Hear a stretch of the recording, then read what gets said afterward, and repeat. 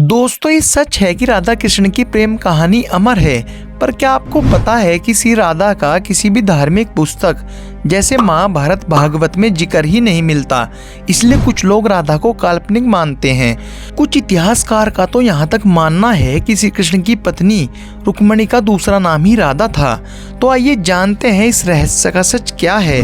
अगर राधा वास्तव में थी तो उनका जन्म क्यों और कैसे हुआ और उनकी मृत्यु कैसे हुई।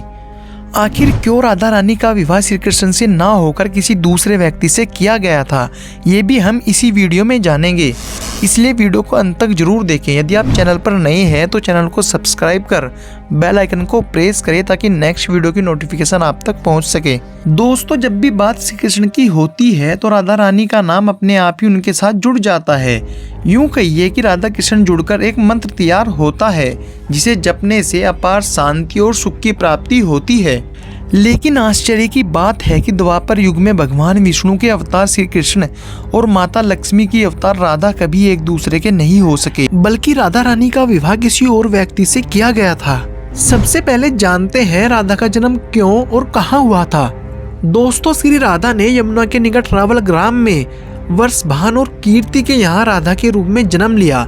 दोस्तों, कहा जाता है श्री राधा जन्म से ही अंधी थी और उनको ये वरदान था कि जब भी श्री कृष्ण की प्रथम दृष्टि उन पर पड़ेगी तभी वो इस संसार को देख सकेंगी। लेकिन ऐसा क्या हुआ कि राधा कृष्ण कभी एक नहीं हो पाए।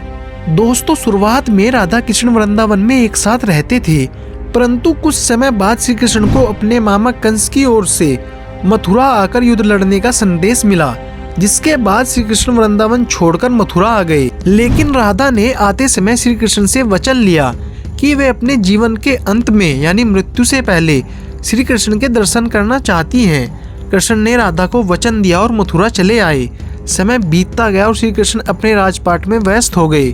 वहीं दूसरी ओर श्री कृष्ण का इंतजार करते हुए राधा का विवाह अयन नाम के एक व्यक्ति से हो गया, जो कि एक यादव था। लेकिन अयन को दुर्वासा ऋषि से एक श्राप प्राप्त था कि यदि वो राधा रानी को हाथ भी लगाएगा तो वो भस्म हो जाएगा।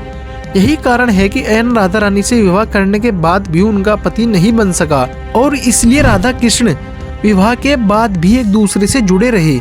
दोस्तों, बहुत वर्षों के बाद जब राधा अपना वैवाहिक जीवन अच्छे से निभा लेती है और समस्त जिम्मेदारियों से मुक्त हो जाती है तो फिर वो द्वारका में श्री कृष्ण के पास आती है। द्वारका में कृष्ण राधा को एक देविका के रूप में नियुक्त कर देते हैं और राधा कृष्ण फिर से एक साथ रहने लगते हैं। परंतु कृष्ण अब अपने राजपाट में व्यस्त हो गए थे, लेकिन राधा अपने पुराने कृष्ण को ही याद करती थी।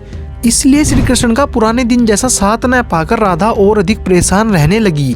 इसी कारण से राधा ने चुपचाप तरीके से राजभवन और द्वारिका नगरी को छोड़ दिया। लेकिन कुछ समय बाद जब राधा का अंतिम समय पास आने लगा तो उन्होंने श्री कृष्ण का स्मरण किया, उन्हें उनका वचन याद दिलाया। राधा के याद करते ही श्री कृष्ण वहां पहुंच गए, परंतु राधा की अत्यंत दयनीय स्थिति देखकर वो भावुक हो गए और श्री राधा से उनकी अंतिम इच्छा पूछी। इस पर राधा ने उनके सामने एक ही इच्छा प्रकट की थी कि वो अपने अंतिम समय में कृष्ण का वही रूप देखना चाहती हैं जैसे वो वृंदावन में देखा करती थी। वो उन्हें वही बांसुरी बजाते हुए देखना चाहती हैं जो बचपन में देखा करती थी। राधा के इतना कहने पर श्री कृष्ण ने बांसुरी बजाना शुरू किया। देखते ही देखते राधा ने बांसुरी की धुन सुनते हुए प्राण त्याग दिए। ये देखकर श्री कृष्ण बहुत विचलित हो गए और उन्होंने अपनी बांसुरी को वहीं तोड़कर फेंक दिया। तो इस प्रकार राधा कृष्ण की प्रेम कहानी अधूरी होते हुए भी पूर्ण हो गई। दोस्तों, अब आप समझ ही गए होंगे कि राधा रानी की मृत्यु कैसे हुई थी। दोस्तों, वास्तव में प्रेम क्या है वो हमें राधा कृष्ण की प्रेम कहानी से पता चलता है, जो आज भी दुनिया के लिए एक मिसाल है। इस वीडियो में इतना ही। मिलते हैं नेक्स्ट वीडियो में कुछ इसी तरह के इंटरेस्टिंग टॉपिक के साथ। सनातन धर्म पर और भी ऐसी इंटरेस्टिंग वीडियो के लिए हमारे चैनल इंडिया वर्स को सब्सक्राइब जरूर करें। दोस्तों, यदि आप भी श्री कृष्ण के दीवाने हैं तो कमेंट बॉक्स में राधे राधे जरूर लिखें।